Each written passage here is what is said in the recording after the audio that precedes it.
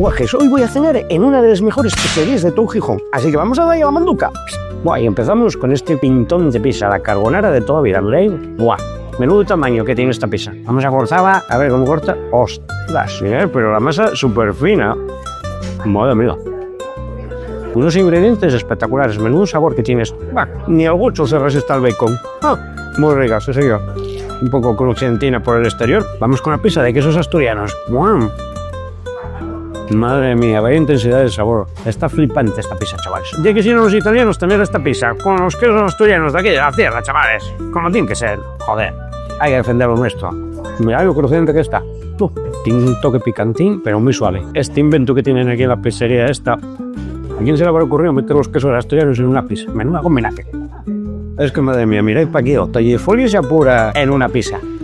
Tenéis que venir a probar esta pizza, sí o sí. La pizza de 4 quesos asturianos, súper recomendable. Y de postre vamos a compartir esta mousse de chocolate caserina. La verdad que voy a hacer un esfuerzo para el momento yambión. Vaya pinta que tienes. Mirad la cremina de chocolate, chavales.